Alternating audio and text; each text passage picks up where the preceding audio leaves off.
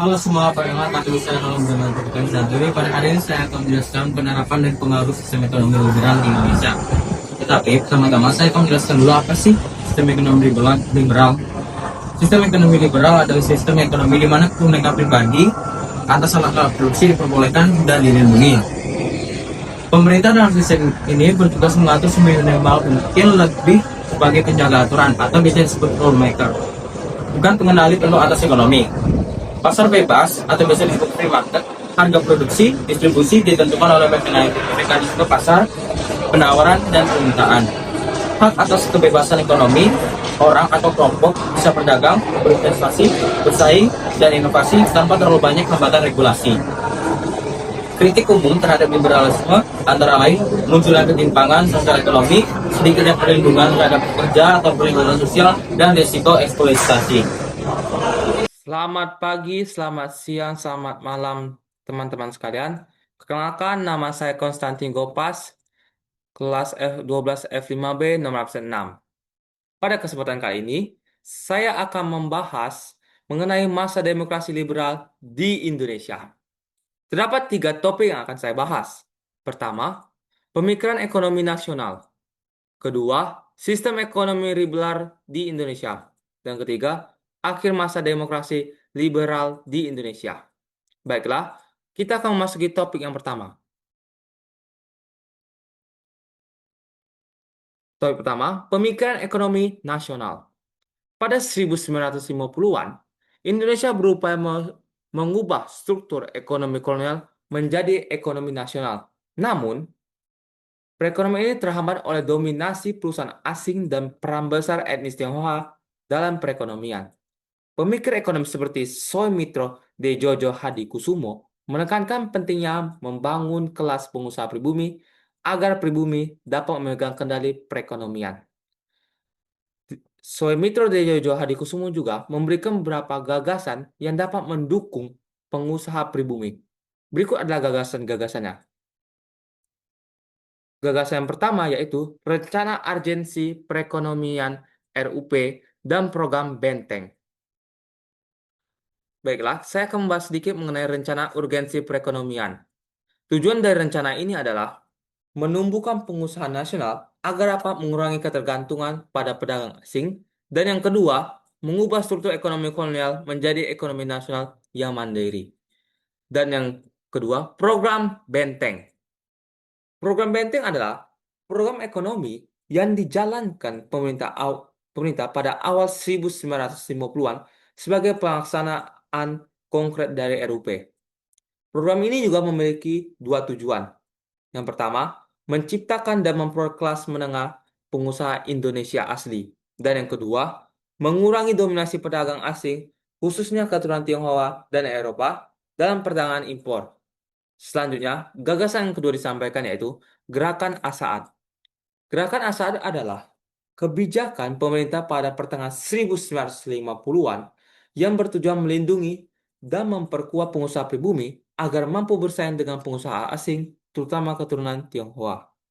Nama gerakan ini diambil dari Mr. Asaat Datu Mudo, seorang tokoh nasional yang menekankan pentingnya dukungan khusus bagi warga negara Indonesia asli dalam dunia usaha. Lalu, program terakhir yaitu Program Pembangunan Rencana 5 tahun pada tahun 1956 hingga 1960. Program ini disiapkan oleh Biro Perancangan Nasional (BPN) dan dijalankan pada masa Kabinet Ali Sastro Midjojo II sebagai langkah pembangunan jangka menengah. Tujuan utama dari program ini adalah mendorong industrialisasi, memperkuat infrastruktur, meningkatkan pelayanan publik, dan menciptakan perusahaan nasional yang mampu menarik modal swasta. Selanjutnya, kita akan membahas topik kedua kita, mengenai sistem ekonomi liberal di Indonesia. Setelah pengakuan kedaulatan, Indonesia menghadapi beban ekonomi yang berat akibat dari ketentuan KMB, meningkatnya utang luar dan dalam negeri, serta ketergantungan ekspor pada hasil perkebunan. Pemerintah menghadapi masalah jangka pendek seperti inflasi dan biaya hidup yang tinggi, serta masalah jangka panjang berupa pertumbuhan penduduk dengan taraf hidup yang rendah. Defisit anggaran yang semula 5,1 miliar rupiah sempat terbantu oleh perdagangan saat Perang Korea. Namun, sejak 1951, penerimaan menurun akibat merosotnya perdagangan internasional dan naiknya pengeluaran politik. Upaya perbaikan dapat dilakukan melalui industrialisasi peningkatan produksi, perbaikan infrastruktur, penambahan modal asing, dan perundingan FINEC dengan Belanda.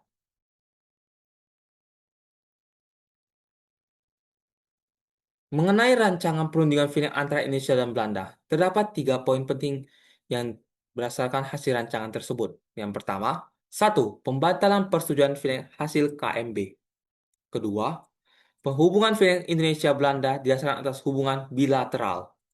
Dan yang ketiga, hubungan FINEC didasarkan atas undang-undang nasional, tidak boleh diikat oleh perjanjian lain.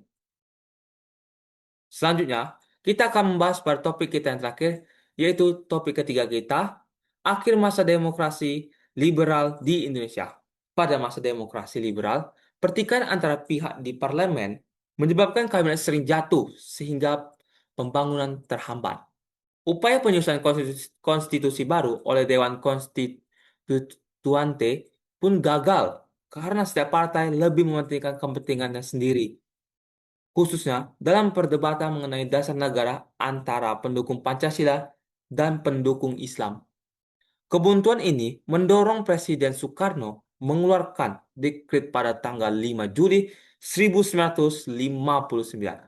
Setelah keluar dekret pada tanggal 5 Juli 1959 dan tidak diberlakukannya juga UUDS 1950, Indonesia tidak lagi menggunakan sistem ekonomi liberal dan digantikan dengan sistem demokrasi terpimpin yang di mana sistem ini kita gunakan pada masa sekarang.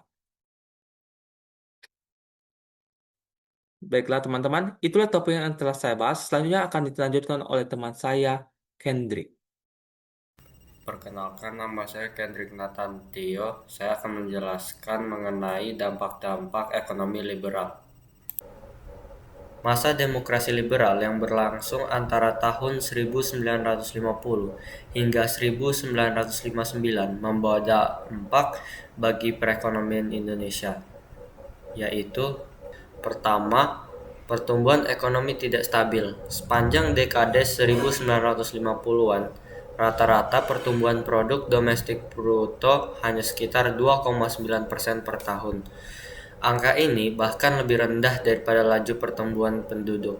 Akibatnya, pendapatan per kapita rakyat justru menurun dari tahun ke tahun. Kedua, Indonesia mengalami inflasi yang tinggi. Kebijakan anggaran negara yang sering defisit ditutup dengan mencetak uang baru. Dampaknya, harga-harga kebutuhan pokok naik tajam dan rakyat semakin kesulitan memenuhi kebutuhan hidup sehari-hari. Ketiga, terjadi ketimpangan sosial dan kesejahteraan rakyat yang rendah. Kesenjangan antara kelompok elit, terutama pemilik modal dan perusahaan asing, dengan rakyat kecil semakin lebar. Buruh dan petani tetap hidup miskin karena tidak menikmati hasil ekspor. Bahkan banyak daerah di luar Jawa sama sekali tidak tersentuh pembangunan. Keempat, kondisi ini menimbulkan reaksi keras dari masyarakat Indonesia. Sistem ekonomi liberal dianggap hanya menguntungkan segelintir orang dan gagal menyejahterakan rakyat banyak. Ketidakpuasan tersebut mencapai puncaknya pada 5 Juli 1959, ketika Presiden Soekarno mengeluarkan dekret Presiden 5 Juli 1959. Dengan dekret ini, sistem demokrasi liberal dibubarkan dan diganti dengan demokrasi terpimpin, sekaligus menandai berakhirnya sistem ekonomi liberal di Indonesia. Dari kelompok kami, Terima kasih.